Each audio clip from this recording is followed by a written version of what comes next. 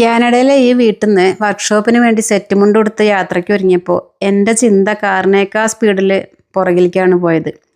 ഞങ്ങളെല്ലാവരും സന്ധ്യയ്ക്ക് അമ്മയ്ക്കൊപ്പം നാമം ജപിക്കണതും അതിനൊപ്പം തന്നെ പലതരം വൃത്തപ്പാട്ടുകൾ, ഒറ്റപ്പാട്ടുകൾ, സ്തുതികൾ ഇതൊക്കെ അമ്മ പാടി തരുമായിരുന്നു. അതൊക്കെ ഇന്നും ബൈഹാർട്ടാണ് കേട്ടോ. പിന്നെ കുറച്ച് വലുതായപ്പോൾ വലിയവരുടെ കൂടെ അവരുടെ കാലിനൊപ്പം ചുവട് വെച്ചതും.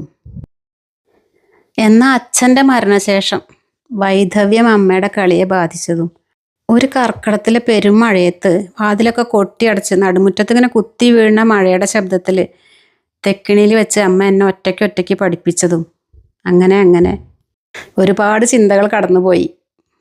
2, 3, 4, 5, 6, 7, 8 ഇനി 2, 3, 4. ഇന്നിപ്പോൾ കയ്യിലുള്ളത് എന്തും പ്രകടിപ്പിക്കാനും പഠിക്കാനും സ്വായത്തമാക്കാനും പഠിപ്പിക്കാനും എന്തിനും സോഷ്യൽ മീഡിയ വലിയൊരു സഹായമാണല്ലോ. അങ്ങനെയാണ് ഞാനും ഈ പാർവണസുധ എന്ന ചാനൽ തുടങ്ങിയത്. അന്യനാട്ടിൽ ജനിച്ചു വളർന്ന കുട്ടികളാണെങ്കിലും ഈ ട്രഡീഷണൽ തിരുവാതിരക്കളിയെ ഇത്രത്തോളം ഇഷ്ടപ്പെടുന്നുണ്ടെന്നുള്ളത് എനിക്ക് ഇവിടെ വന്നപ്പോഴാണ് മനസ്സിലായത്.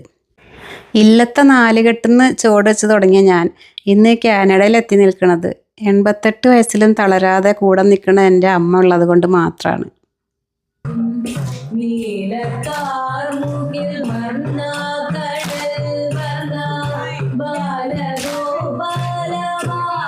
ഇതുവരെ പഠിച്ചു വന്നതിൽ നിന്നിട്ട് ഭയങ്കര നല്ലൊരു അനുഭവമായിരുന്നു.